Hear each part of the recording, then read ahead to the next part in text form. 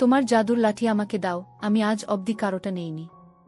ঘুমানোর সময় ঘরের দরজা খোলা রাখিস। আমি জাম্বুরা খেতে আসব, নারকেল তেলের বোতল আর বিদেশি বেলুন সাথে এনো, না হলে সমস্যা হবে। রাতে আমি ব্লাউজ আর পেটিকোট পরে ঘুমিয়েছিলাম, সেদিন রাতে যা হলো তা কোনোদিন ভুলব না। আমি মিতালি, বয়স ৩৮ বছর। আমি বর্তমানে এক গৃহবধূ। আমি এক একান্নবর্তী পরিবারের বউ, কিন্তু আমি ছিলাম আধুনিক মনোভাবের মেয়ে। আর আমার এই মনোভাবের জন্য আমি আমার দিদিকে ধন্যবাদ জানাই। আমার দিদির জন্যই আমি অনেক কিছু জেনেছি। সেই সময় আমি ক্লাস 9-এ পড়ি এবং আমার দিদি উচ্চ মাধ্যমিক পাস করে কলেজে ভর্তি হয়েছে। আমাদের বাড়ি কলকাতা থেকে বেশ কিছুটা দূরে এক মফস্বল শহরের সংলগ্ন এক নুনু গ্রামে। আমাদের পরিবারের তখন প্রচুর জমি জায়গা ছিল এবং তার সাথে সাথে আমার ঠাকুরদার একটি বিশাল চালের আরও ছিল সেই মফস্বল শহরে। আমার ঠাকুরদা আর 4 ছেলে এবং 1 মেয়ে। আমার বাবা ঠাকুরদার তৃতীয় ছেলে, মানে আমার 2 জেঠা ও 1 কাকা এবং 1 পিসি আছে। আমার বড় জেঠুর 2 সন্তান, আমার বড়দা এবং আমার বড়দি। মেজ জেঠুর 1 ছেলে, আমার মেজদা, আর আমার বাবার 2 মেয়ে, আমি আর আমার দিদি। ছোট কাকুর 1 ছেলে, নাম বিশু। এবার মূল গল্পে ফেরা যাক। আমি আর আমার দিদি বেশ ছোট বয়স থেকেই একই ঘরে একই বিছানা রাতে শুতাম। আমি আমার দিদিকে একটু ভয় পেলেও আমার দিদি আমার সাথে বন্ধুর মতো মিশত। আমাদের লোকালিটিতে একটি স্কুল ছিল ক্লাস 8 পর্যন্ত, যার ফলে আমাদের স্কুলে ক্লাস 9-এ ওই স্কুল থেকে অনেক ছাত্রী ভর্তি হতো। আর হ্যাঁ, ওই স্কুলটা ছিল কোয়েড, মানে ওখানে ছেলে এবং মেয়েরা একসাথে লেখাপড়া করত। আমি যখন ক্লাস 9-এ উঠি সেই বছরও অনেক ছাত্রী ভর্তি হলো আমাদের স্কুলে। এর মধ্যে আমার বেস্ট ফ্রেন্ড অনিতার সাথে দেখলাম পাপিয়া নামে নতুন আসা একটি মেয়ের খুব ভালো বন্ধুত্ব হয়ে গেছে। আমি, অনিতা আর পাপিয়া ধীরে ধীরে বেশ ভালো বন্ধু হয়ে গেলাম। পাপিয়া বলল যে আগের স্কুলে একটি ছেলের সাথে ঘনিষ্ঠ হয়েছে। আমি আর অনিতা প্রথম পাপিয়ার কাছে গল্পের বই দেখি যেটাতে ভিন্ন রকমের মন মাতানো গল্প থাকত। পাপিয়া এও বলে যে সে নাকি ক্যাসেটও জোগাড় করতে পারে নীল সিনেমার। আমরা ঠিক করি যে একদিন আমরা স্কুলে না গিয়ে অনিতাদের বাড়ি যাব। অনিতাদের বাবা মা অফিসে যায় আর সারাদিন বাড়ি ফাঁকা থাকে, আর ওদের বাড়িতে ক্যাসেট প্লেয়ারও আছে। আমরা বাড়িতে বললাম স্কুল প্রজেক্টের জন্য আমরা অনিতাদের বাড়িতে যাব। আমাদের বাড়ির লোক বিনা সন্দেহে আমাদের পারমিশন দিয়ে দিলেন। আমরাও নির্দিষ্ট দিনে অনিতাদের বাড়িতে হাজির হলাম। পাপিয়া 3টি ক্যাসেট এনেছিল। পাপিয়া বলল একটি রোম্যান্টিক টাইপ ফিল্ম চালাবে। আমরা এসব বিষয়ে তেমন কিছুই জানতাম না। আমরা বললাম তুই যেটা ভালো বুঝিস সেটা চালা। ও প্রথম ক্যাসেট চালালো। পর্দায় ভেসে উঠল একটি ছেলে আর একটি মেয়ের সিনেমা। সিনেমার অদ্ভুত দৃশ্য দেখে আমার মধ্যে কেমন যেন অনুভূতি হচ্ছিল। আমার বেশ ভালো লাগছিল। একটু পর পাপিয়া আমার অবস্থা বুঝতে পেরে কেমন যেন আচরণ করতে শুরু করল। বেশ কিছুক্ষণ আমি চোখ বুজে থাকলাম। আমি চোখ খুলতেই অনিতা আর পাপিয়া জিজ্ঞাসা করল, কি রে, কেমন লাগল? আমি বললাম, দারুণ। ওরা বলল, তবে এবার 3 জনে মিলে গল্প করা যাক। একটু পর আমরা 3 জন গল্প করতে শুরু করলাম। সারাদিন এভাবেই কেটে গেল, সে এক দারুণ অনুভূতি। তারপর বিকেলবেলা আমরা যে যার বাড়ি ফিরে গেলাম। অনিতাদের বাড়ি থেকে ফিরে আসার সময় আমার একটু ভয় ভয় করছিল, কারণ আমার এটা প্রথম অভিজ্ঞতা। তাছাড়া বাড়িতে সবাই গ্রুপ স্টাডির কথাটা বিশ্বাস করবে তো। তবে বাড়ি ফিরে আমি অনেকটা রিল্যাক্সড ফিল করলাম, কারণ দেখলাম বাড়ির পরিবেশ আর 5টা দিনের মতোই স্বাভাবিক। তবে দেখলাম আমার দিদিও বাড়ি ফিরেছে। দিদি কলেজে ভর্তি হওয়ার পর সেখানে হোস্টেলে থাকে, তবে সামনে একটি লম্বা ছুটি আছে, তাই ছুটি কাটাতে এসেছে। আমি নিজের ঘরে গিয়ে বিছানায় শুয়ে পড়লাম। আমি এসেছি দেখে দিদি আমাদের ঘরে এল। আমাকে দেখে বলল, কিরে মিতালি, এসেই শুয়ে পড়লি যে? শরীর খারাপ নাকি? আমি বললাম, না, এমনি। সে বলল, জানি না বাপু, কি গ্রুপ স্টাডি করে এলি যে এত টায়ার্ড হয়ে পড়লি? আমাকে চাইলে সত্যিটা বলতে পারিস, আমি কাউকে কিছু বলবো না। আমি প্রসঙ্গটা এড়িয়ে যাওয়ার জন্য বললাম, না না, এই একটু মাথা ধরেছে তো তাই। দিদি আমার পাশে বসে বলল, ন্যাকামি না করে সত্যিটা বল। ওরকম গ্রুপ স্টাডি আমি অনেক করেছি, তোর মুখ চোখ দেখে আমি বেশ আন্দাজ করতে পারছি। আমি বুঝলাম ধরা পড়ে গেছি।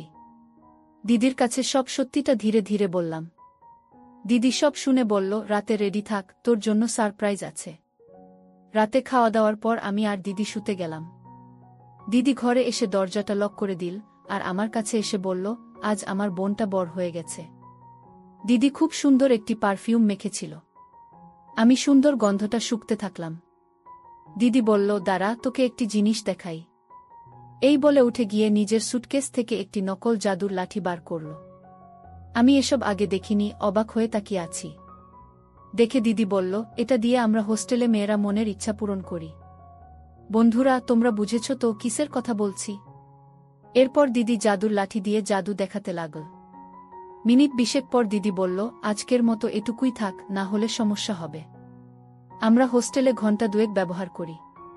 একটু পর আমি দিদিকে জিজ্ঞাসা করলাম, আগে কি কখনো আসল জাদুর লাঠি দেখেছ? দিদি বলল, কয়েকবার দেখেছি। তবে শোনো, তুই তো জানিস অমরদা, মানে আমাদের পিসির ছেলে, আমার চেয়ে 2 বছরের বড় হলেও আমরা বন্ধুর মতো মেলামেশা করি। ঘটনাটা 2-3 বছর আগের জাপানের সময়ের। সেই বছর আমি আর মা গেছিলাম পিসির বাড়ি জাপান দেখতে। আমরা সবাই প্রায় 8-10 জন পিসির বাড়ি থেকে গেছিলাম ননুগ্রামের জাপানতলায়। আর ওখানে একটি বিরাট মেলা বসে, ননুগ্রামের সেই মেলায় সেবারে নাগরদোলাও এসেছিল। আমরা সবাই নাগরদোলা চাপলাম। সেই দলে মা আর পিসিমাও ছিল, কিন্তু আমার মাথা ঘুরে গিয়ে বমি হয়ে যায়। ওই সময় আমি একটু সুস্থ হলে পিসিমা অমরদাকে দিয়ে আমাকে বাড়ি পাঠিয়ে দেয় এবং বাকিরা ওখানে মেলা ঘুরে দেখতে থাকে। আমি অমরদার সাথে বাড়ি ফিরছিলাম। শরীর দুর্বল ছিল, তাই আমি রাস্তা হোঁচট খাই। প্রায় পড়েই যাচ্ছিলাম, অমরদা আমাকে ধরে ফেলে। এ সময় অমরদা একটি জাম্বুরা ধরে ফেলে, কি যে এক অবস্থা বলে বোঝাতে পারব না। আমি ওকে কিছু বললাম না। আমরা বাড়ি পৌঁছলে আমাকে অমরদা নিজের ঘরে গিয়ে বিশ্রাম করতে বলে। বাড়িতে আর কেউ ছিল না। আমিও চোখ বুজে শুয়ে পড়ি। খুব ক্লান্ত লাগছিল, তাই শুতেই আমার একটি ঘুম ঘুম ভাব এল। আমি বেশ ঘুমিয়ে পড়েছিলাম, হঠাৎ আমার মনে হলো কেউ একজন আমার খুব কাছে আছে। চোখ খুলে দেখি অমরদা আমার পাশে বিছানায় বসে আছে। আমি সেদিন শাড়ি পরেছিলাম, ব্লাউজ একটু অগোছালো হয়েছিল, সেদিকে আমার খেয়াল ছিল না। অমরদা বলল, মেলায় নাগরদোলায় ওঠার পর থেকে তোকে অনেক ক্লান্ত লাগছে, ভাবলাম তোর একটু সেবা করি। আমি ছোটবেলা থেকেই অমরদাকে আমার ভালো লাগত। আমি বললাম, ঠিক আছে, সেবা কর। আমার সম্মতি পেয়ে অমরদা ঘণ্টাখানেক আমায় সেবা যত্ন করল, মাঝে মাঝে ফল খেল। কিছুক্ষণ পর বাড়ির সকলের ফেরার সময় হয়ে গিয়েছিল। অমরদা আমাকে নিয়ে তার ঘরের সাথে লাগোয়া বাথরুমে নিয়ে গেল আর বলল, ফ্রেশ হয়ে নে, আমি ততক্ষণে ঘর গুছিয়ে নিচ্ছি। সেইবার পিসির বাড়িতে 3 দিনে আমরা প্রায় 8-10 জন অনেক মজা করেছিলাম। এরপরেও আমি পিসির বাড়ি গেলে বা অমরদা আমাদের বাড়ি এলে আমরা সকলের নজর এড়িয়ে গল্প করতাম। এটা ছিল আমার জীবনের প্রথম জাদুর লাঠি নেওয়ার অভিজ্ঞতা। দিদির কথা শুনে আমারও কেমন যেন লোভ হচ্ছিল, কিন্তু কিভাবে কি করব বুঝতে পারছি না। এবার দিদি 2 দিন ছিল আমাদের বাড়িতে, আর সেই 2 দিন দিদি আমাকে অনেক কিছু শিখিয়েছিল। কলেজের ছুটি শেষ হতেই দিদিকে ফিরে যেতে হলো। যাবার সময় আমাকে দিদি তার নকল জাদুর লাঠি দিয়ে গেল, যাতে আমি একা কিছু করতে পারি। কিন্তু আমি জানতাম না ভাগ্যদেবতা আমার জন্য অন্য কিছু ঠিক করে রেখেছেন। কিছুদিন পরে অনিতা আর পাপিয়া একদিন বিকেলের দিকে এল আমাদের বাড়িতে দেখা করতে। আমি আমার আর দিদির মধ্যে শেষ কিছুদিনের ঘটে যাওয়া ঘটনার কথা বলতে চাইনি, কিন্তু পাপিয়া আমার হাঁটাচলা দেখে বলল যে আমি ইতিমধ্যে কারোর সাথে কিছু করেছি কিনা। আমি এড়িয়ে যাবার চেষ্টা করলেও ওরা দুজনে আমাকে সব সত্যি বলতে পিডাপিডি করল, আর আমাকে বাধ্য হয়ে সব কথা খুলে বলতে হলো। এমনকি নকল জাদুর লাঠিও দেখালাম। ওদের দেখেই পাপিয়া আগে ওটা নিয়ে একাই ব্যবহার করতে শুরু করল, আর মাঝে মধ্যে আমাদেরও ব্যবহার করতে দিল। আমাদের বাড়িতে সব পুরুষরা নিজেদের কাজে সকাল থেকে বেরিয়ে পড়ে, আর বাড়ির মহিলা আর বাচ্চারা দুপুরে একটু ঘুমিয়ে নেয়। সেদিন আমি, পাপিয়া আর অনিতা নিশ্চিত ছিলাম যে আমরা ধরা পড়ব না, কিন্তু আমি জানতাম না আমার মেজদাদা সেদিন তাড়াতাড়ি বাড়ি ফিরে এসেছিল, আর আমাদের ঘরে আওয়াজ হচ্ছে দেখে জানলার ফুটো দিয়ে উকি দিয়ে দেখছিল। এমনকি আমাদের কর্মকাণ্ড দেখে ফেলেছে। অনিতা আর পাপিয়া বাড়ি চলে গেলে মেজদাদা আমার ঘরে এসে আমাকে ভয়ও দেখালো যে ও সবাইকে বলে দেবে এসব কথা। আমি ওকে অনুরোধ করলাম যেন কাউকে কিছু না বলতে। তখনও বলল, তাহলে আমাকে জাম্বুরা খেতে দিতে হবে। আমি বুঝে গেলাম মেজদা কি বলতে চাইছে, তবু একটু আশ্চর্য হয়ে ইতস্তত বোধ করলাম। মেজদা বলল, তোর দিদি অমরদার সঙ্গে কি কি করেছে তা তোর বান্ধবীদের বলেছিস? তা আমি শুনেছি, তোদের 2 বোনের সব কীর্তি আমি জেনে ফেলেছি, বেশি নাটক করলে সবাইকে বলে দেব।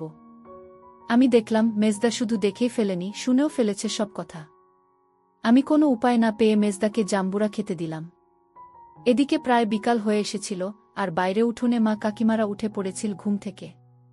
বাইরে গলার আওয়াজ পেয়ে আমি মেজদাকে বললাম, এখন কিছু না করাই ভালো, বাড়ির কেউ দেখে ফেলতে পারে।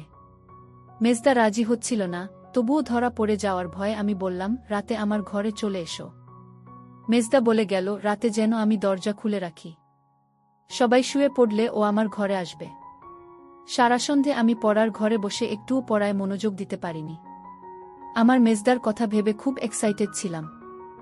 দিদি কলেজে ভর্তি হওয়ার পর থেকে আমাদের ঘরে টেবিলটা ফাঁকা হয়েছিল, আর আমার ভাই আমার থেকে মাত্র 1 বছরের ছোট, তাই ও আমার সাথে পড়তে বসত। পড়তে পড়তে আমার অস্থির ভাব লক্ষ্য করে আমার কাছে কারণ জানতে চাইল। আমি কিছু না বলে এড়িয়ে গেলেও বেশ বুঝতে পারলাম কিছু একটাও সন্দেহ করেছে। কিন্তু আমার চোখের সামনে তখন শুধু মেজদার কথা ছাড়া আর কিছুই আমি ভাবতে পারছিলাম না। রাতের খাওয়া দাওয়া সেরে আমি আমার রুমে এসে বসলাম, আর খাবার ঘরে আমার আর মেজদার চোখে চোখে কথা হয়ে গেল। রাতের খাবার শেষে আমি আমার ঘরে অপেক্ষা করছিলাম। রাতে আমি ব্লাউজ আর পেটিকোট পরতাম, আসলে তখনও গ্রামের দিকে মেয়েদের নাইটি পরার চল একটা ছিল না। এই অবস্থায় মেজদাকে একটি সারপ্রাইজ দেওয়া যাবে। আমি দরজাটা শুধু ভেজিয়ে দিয়ে আলোটা অফ করে নাইট ল্যাম্পটা জ্বেলে দিলাম। দরজাটা লক করলাম না, আমি শুয়ে শুয়ে মেজদার অপেক্ষা করতে করতে বুঝতে পারলাম আমার অদ্ভুত লাগছে। একটু পর আমার ঘরের দরজাটা ঠেলে খুলে গেল, আমি বিছানায় পড়ে রইলাম যেন ঘুমিয়ে পড়েছি। চোখের পাতা একটু ফাঁকা করে দেখে নিলাম, মুখ দেখতে পেলাম না, তবে নাইট ল্যাম্পের আলোতে বেশ বুঝতে পারলাম মেজদা ছাড়া আর কেউ নয়। মেজদা একটি কালো চাদর জড়িয়ে এসেছে, যাতে অন্ধকারে সহজে কেউ তাকে দেখতে না পায়। আমার ঘরে ঢুকে চাদরটা একপাশে রাখল। দেখলাম মেজদা একটি লুঙ্গি পরে আছে।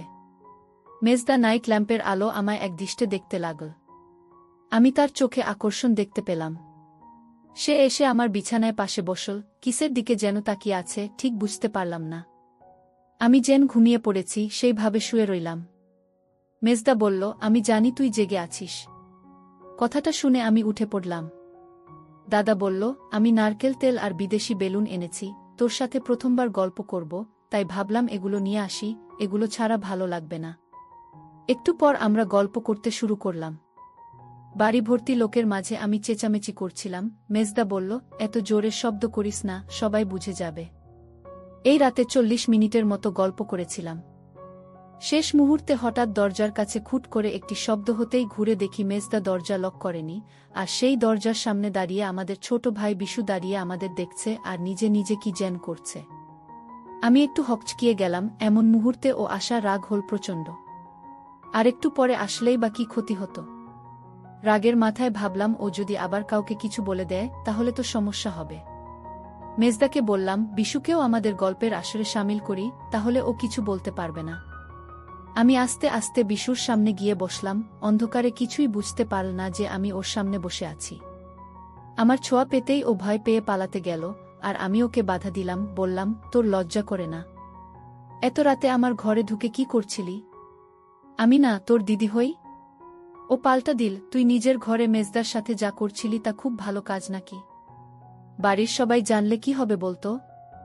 আমি বললাম, কিন্তু বাড়ির লোককে কে বলবে? ও বলল, আমি যদি বলে দিই? আমি বললাম, তবে আমিও বলে দেব যে আমাদের দেখে ফেলেও সঙ্গে সঙ্গে বাড়ির সবাইকে না জানিয়ে তুই চুপচাপ দেখছিলি। আমার কাছে নেকা সাজিস না, তুই বাড়ির লোককে জানাতে চাইলে আরও আগে জানাতিস, তোর মতলবটা কি বল?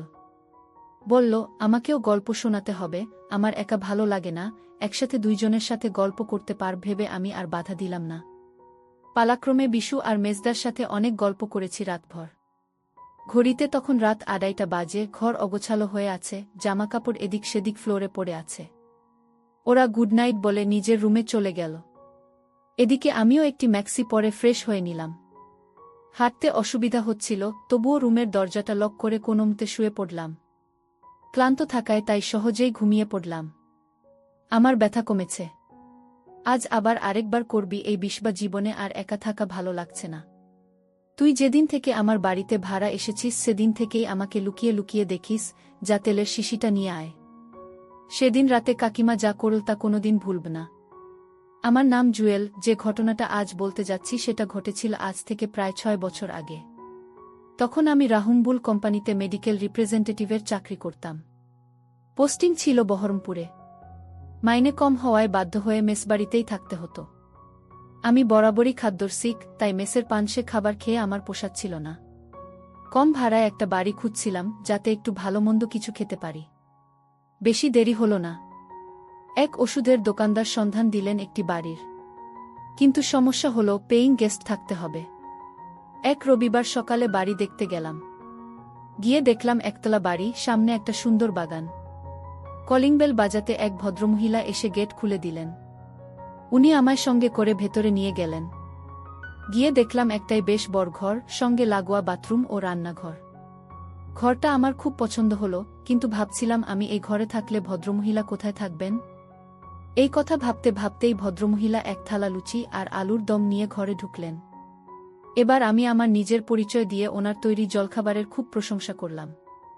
ওনার হাতের খাবার খেয়ে বুঝলাম আমার এখানে থাকতে অসুবিধা হবে না। শুধু ওনার পরিচয় আর ভাড়া কত নেবেন জানলে খুব ভালো হয়।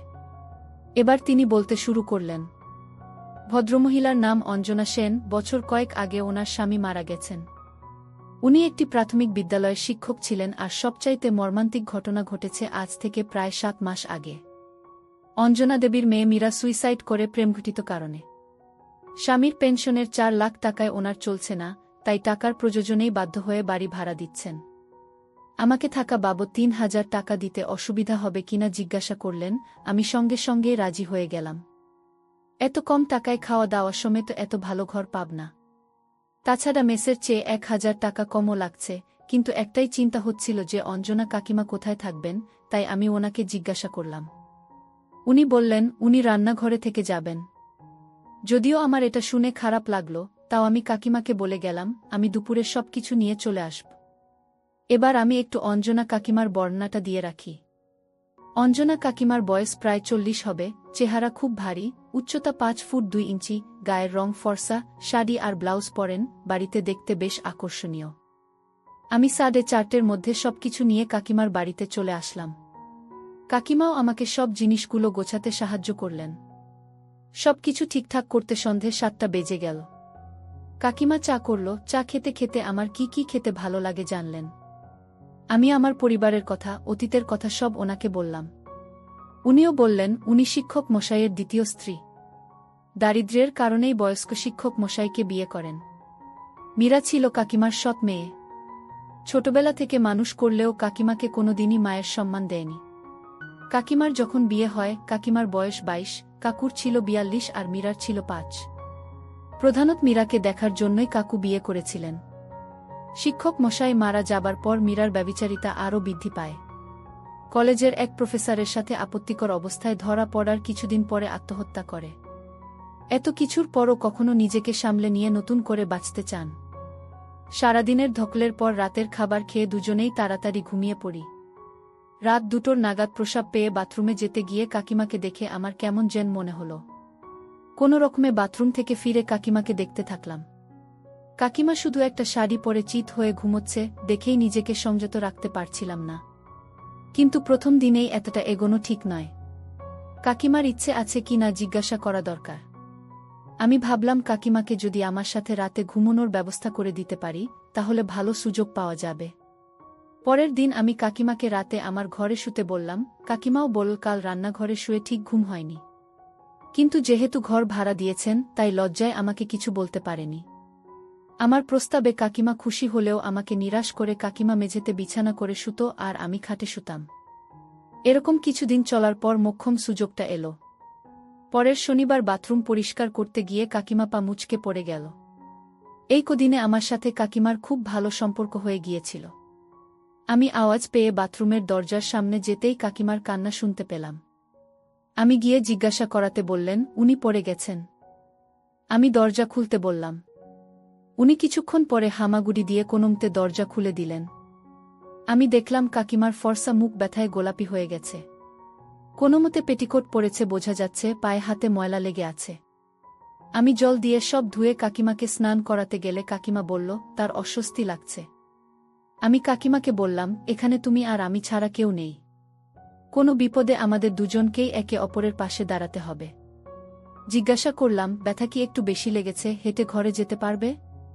কাকিমা বলল আমি দাঁড়াতে পারছি না, পায়ে আর কোমরে ব্যথা করছে। আমি কাকিমাকে সাবধানে কোলে তুলে নিয়ে ঘরে গিয়ে বিছানায় শুইয়ে দিলাম।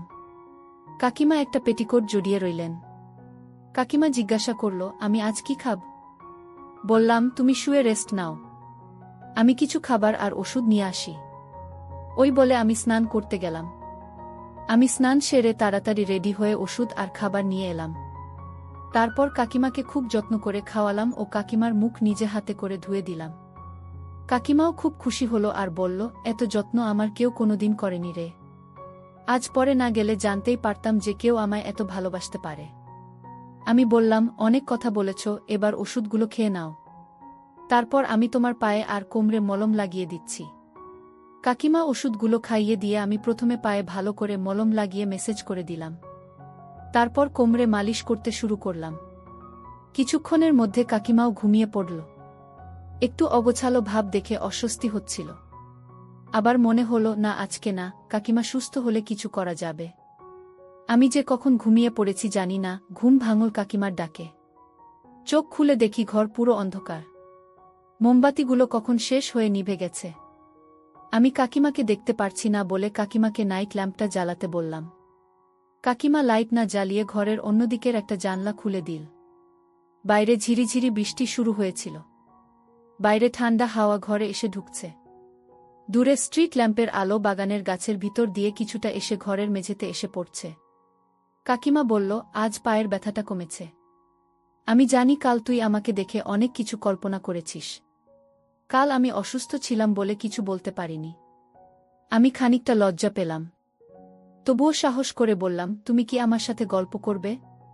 কাকিমা, আমার কাছে দারুণ একটা জিনিস আছে, সেটা দিয়ে গল্প করলে তোমার খুব ভালো লাগবে। বন্ধুরা, তোমরা বুঝেছ তো কি বলতে চাচ্ছি? কাকিমা বলল, তুই যেদিন থেকে এসেছিস সেদিন থেকে আমি খেয়াল করেছি তুই আমাকে আর চোখে দেখিস। আমি যখন বাথরুমে কাপড় কাচি তখন আমার দিকে তাকিয়ে থাকিস, আবার যখন উবু হয়ে বসে ঘর মুছি তখনও কিসের প্রতি যেন একটা টান তোর চোখে দেখা যায়। যা, ওই টেবিলের উপর থেকে তেলের শিশিটা নিয়ে আয়। তোর সাথে আজ গল্প করব। একটু পর আমি আর কাকিমা গল্প করতে শুরু করলাম। সকাল সকাল 2.5 ঘন্টা আমরা আড্ডা দিয়েছি। মনটা বেশ প্রফুল্ল লাগছে। ওদিকে কাকিমার চেহারায় এক ধরনের প্রশান্তির ছাপ দেখা যাচ্ছে। একটু পর কাকিমা স্নান সেরে কিছু নাশতা তৈরি করল আর আমি ফ্রেশ হয়ে নাশতা খেয়ে নিলাম। কাকিমাকে বললাম, কলেজের নোটের কাজটা জমে উঠেছিল, তাই সকালে বেরোতে হবে। কচিমা বলল, একটু সাবধানে যাস। আমি মাথা নেড়ে বেরিয়ে গেলাম। রাস্তায় সাইকেল চালাতে চালাতে মনে হচ্ছিল ঘরের ভেতর ওর মুখটা এখনো সামনে ভেসে উঠছে, চোখে সেই কৃতজ্ঞতা আর একটু অন্যরকম আলো। কাজ শেষ করে দুপুরের দিকে ফিরলাম। উঠোন ফাঁকা, দরজার কাছে এলেই ভেতরে চাপা গলায় কিছু আওয়াজ পেলাম। প্রথমে ভেবেছিলাম হয়তো কাকিমা কারোর সাথে গল্প করছেন, কিন্তু একটু এগিয়ে জানলার পাশে দাঁড়াতেই যা দেখলাম তার জন্য মোটেও প্রস্তুত ছিলাম না। ঘরের মাঝখানে যতীন কাকু বসে আছেন। মাঝবয়সী, কিন্তু এখনও যুবক চেহারা। যতীন কাকুর হাত ধীরে কাকিমার হাতের উপর রাখা। কাকিমা টানছেনও না, আবার পুরোপুরি প্রত্যাখ্যানও করছেন না। সেই মুহূর্তে কাকিমার চোখে এমন এক শূন্যতা দেখলাম যা আমার কাছে একেবারে নতুন। আমি স্থির হয়ে গেলাম। বাইরে বৃষ্টির শব্দ, ভেতরে চাপা শ্বাস আর অস্বস্তিকর নীরবতা। যতীন কাকুর নিচু গলায় বলছিলেন, তুমি সব সময় একা থাকো, কাউকে তো দরকার পাশে। কাকিমা চোখ নামিয়ে রাখলেন, কিন্তু থামালেন না। আমার গলা শুকিয়ে গেল, মনে হচ্ছিল আমি যত্ন করেছি, পাশে থেকেছি, তবুও কাকিমা অন্য কারো দিকে হাত বাড়াচ্ছেন। তবু ভেতরে কোথাও আবার একটা কাঁপুনি। এই দৃশ্যটা যেন আমাকে টেনে ধরে রাখল। জানালা থেকে সরতে চাইলাম, কিন্তু পারলাম না। ঠিক তখনই কাকিমার চোখ হঠাৎ আমার দিকে চলে এল, যেন টের পেলেন কেউ দাঁড়িয়ে আছে। আমাদের চোখাচোখি হল। এক মুহূর্তের জন্য তীব্র অস্বস্তিকর, আবার ভয়ঙ্কর টানটান। আমি সরে গেলাম তড়িঘড়ি, বুক ধড়ফড় করছিল, মাথায় শুধু একটা কথাই ঘুরছিল, এখন থেকে আমাদের সম্পর্ক আর আগের মতো থাকবে না। খানিক বাদে যতীন কাকু উঠে দাঁড়ালেন। দরজার কাছে এসে কাকিমাকে কিছু একটা ফিসফিস করে বললেন। কাকিমা শুধু মাথা নেড়ে উত্তর দিলেন। তারপর দরজা পর্যন্ত এগিয়ে দিয়ে কাকিমা ফিরে এলেন ঘরে। আমি বুঝলাম এটাই সুযোগ। আমার পিছু সরার কিছু নেই। তাই সাহস করে ঘরে ঢুকলাম। কাকিমা আমাকে দেখে প্রথমে একটু থমকে গেলেন, যেন কিছু বলার মতো শব্দ খুঁজে পাচ্ছেন না। তারপর ধীরে চুপচাপ খাটে বসলেন। আমি কোনো রাগ দেখালাম না, শুধু চুপচাপ দাঁড়িয়ে রইলাম। কিছুক্ষণ পর কাকিমা নিজেই মুখ খুললেন। কণ্ঠে যেন দম আটকে আসা দীর্ঘশ্বাস। তুই তো সব দেখেছিস, তাই না? কাকিমা নিচু চোখে বললেন। আমি চুপ রইলাম, শুধু মাথা ঝুঁকিয়ে জানালাম হ্যাঁ। কাকিমা দীর্ঘক্ষণ নীরব থেকে হঠাৎ বলতে শুরু করলেন, তুই জানিস না রে, বিধবা হবার পর থেকে আমার জীবনটা কত ফাঁকা হয়ে গেছে। সকাল থেকে রাত পর্যন্ত মানুষজন আসে যায়। আমি কাজ করি, হাসি মুখে কথা বলি, কিন্তু ভেতরে ভেতরে আমি একেবারে একা হয়ে গেছি। এই একাকিত্বটাই মানুষকে মেরে ফেলে রে। আমি হালকা গলায় বললাম, কাকিমা তুমি তো বলেছ আমি আছি এখন। কাকিমা আমার দিকে তাকিয়ে হালকা হাসলেন, কিন্তু সেই হাসিতে তীব্র কষ্ট লুকিয়েছিল। হ্যাঁ, তুই আসার পর থেকে অনেকটা বদলেছে আমার দিন, তোর সাথে আড্ডা, তোর যত্ন, সবকিছুতেই একটা ভরসা পাই। কিন্তু তার আগে এই যত বছর আমি একা কেটেছি, তখন যতীন মাঝে মাঝে এসে দাঁড়াত পাশে। লোকটা বয়সে বড়, কিন্তু মানুষটা আমায় বোঝার চেষ্টা করত, সময় দিত। আমি যখন ভেঙে পড়তাম, তখন একটুখানি ভরসা পেতাম ওর কাছে। মাঝে মাঝে রাতে আমার সেবা করত। তুই বুঝবি না রে, ওই সঙ্গ কতটা জরুরি হয়ে পড়ে একজন বিধবার জীবনে। কথাগুলো বলতে বলতে কাকিমার চোখ ভিজে উঠছিল। আমি ধীরে ওর পাশে গিয়ে বসলাম। কাকিমা বললেন, তুই বাড়ি ভাড়ার জন্য যখন এলি, তখন থেকে যতীন আর আসত না। আমারও আর মন চাইত না, জানিস। তোর সাথে আড্ডা দিতে দিন কেটে যেত। আমি ভেবেছিলাম হয়তো আর একাকিত্ব অনুভব করব না। কিন্তু আজ দুপুরে সুযোগ বুঝে যতীন হঠাৎ চলে এল, আমি আটকালাম না, বুঝলি রে। কখনো কখনো ভেতরের শূন্যতা মানুষকে দুর্বল করে দেয়া। তাছাড়া বিধবা মহিলাদের আকাঙ্ক্ষা একটু বেশি থাকে। সকালে তোর সাথে গল্প করার কিছুক্ষণ পরেই আবার আমার মন কেমন যেন করছিল, তাই যতীনকে দেখেছিলাম। আমি কাকিমার দিকে তাকিয়ে বুঝতে পারছিলাম, ও শুধু নিজের ভুল স্বীকার করছে না, ও আসলে ভেতরের জমে থাকা দুঃখ আমার সাথে ভাগ করে নিচ্ছে। আমি ধীরে বললাম, কাকিমা তোমার জায়গায় থাকলে হয়তো আমিও এমন করতাম। কাকিমা চমকে আমার দিকে তাকালেন, তারপর দীর্ঘশ্বাস ফেললেন। তুই বুঝেছিস বলে মনে হালকা লাগছে রে, আমি চাই না তোকে কিছু লুকাতে। তুই এসেছিস বলে আজ আমি আবার বাঁচতে শিখছি। আমি শুধু চুপচাপ বসে ওর পাশে রইলাম। মনে হচ্ছিল এই মুহূর্তে কোনো শব্দের দরকার নেই, কেবল কাছাকাছি থাকার মধ্যেই সব উত্তর লুকিয়ে আছে। এরপর আরও 4 বছর বহরমপুরে পোস্টিং ছিল। প্রত্যেক দিন এই 4 বছর আমি কাকিমার অনেক সেবা করেছি, যেটা বিধবা কাকিমার কল্পনার বাইরে। যেদিন আমার কলকাতায় ট্রান্সফারের চিঠি এল, কাকিমা খুব কেঁদেছিল। আমি তার পরের দিন ছুটি নিলাম সব গোছগাছ করব বলে। পরদিন কাকিমা আমাকে ছাড়তে স্টেশনে এসেছিল। আমি তাকে কিছু না বলেই তার টিকিট কেটে রেখেছিলাম, ভাগীরথী এক্সপ্রেসের এসির টিকিট। তাই আমি ওকে বলেছিলাম ট্রেন না ছাড়া অবধি আমার সাথে ট্রেনে বসতে। কিছুক্ষণের মধ্যেই ট্রেন ছেড়ে দিলে কাকিমা আমাকে বলল, এবার কি হবে? একা টিকিট নেই, তারপর এসি কামরা, তাই ওকে অনেক টাকা ফাইন দিতে হবে। আমি তখন ব্যাগ থেকে টিকিট বের করে দুজনের নাম দেখলাম। সারা রাস্তা আমরা অনেক গল্প করলাম। সকালে শিয়ালদা পৌঁছে আমি একটা খুব ভালো এসি হোটেল নিলাম। কাকিমা বলল, বাড়ি যাব কবে? আমি বললাম, আজ আমি আর তুমি এই হোটেলে সারাদিন থাকব, আর কাল বিকেলে আবার তোমাকে ট্রেনে তুলে দেব। এই দুদিন আমি কাকিমাকে কলকাতা ঘুরিয়ে দেখালাম, সিনেমা দেখালাম, ভালো কয়েকটা শাড়ি, ব্লাউজ আর ছোট জামা কিনে দিলাম। কাকিমাকে বললাম, আমি প্রতি মাসে একবার করে বহরমপুরে আসব, আর তখন তোমার কাছেই থাকব। সেদিন তুমি এই জামাগুলো পরে আমার সামনে আসবে। ও ভীষণ খুশি হল, কিন্তু আমাকে ছেড়ে থাকার কষ্টটা কিছুতেই ভুলতে পারছিল না। তাই আমি ঠিক করলাম আজ আমরা আর ঘুমাবো না, সারারাত গল্প করব। হোটেলেই অল্প ডিনার করে রুমে এসে সেদিন সারারাত ও তার পরের দিন সকাল 11:30 অবধি অনেক সময় কাটিয়েছি। এই 4 বছরের অভ্যাসের ফলে তখন আর আমাদের ক্লান্তি লাগল না। কাকিমার ফেরার ট্রেন ছিল 12:40 তাই আধ ঘন্টার মধ্যেই রেডি হয়ে গেল। আমরা দুজনে একসঙ্গে স্টেশনে গেলাম। কাকিমা যাবার আগে শুধু আমার থেকে কথা নিয়ে গেল যে আমি প্রতি মাসে অন্তত 3 দিন যেন আমি কাকিমার বাড়িতে থাকি। এরপর কাকিমাকে ট্রেনে তুলে দিয়ে আমিও নতুন ভাড়া বাড়ি খুঁজতে শুরু করলাম।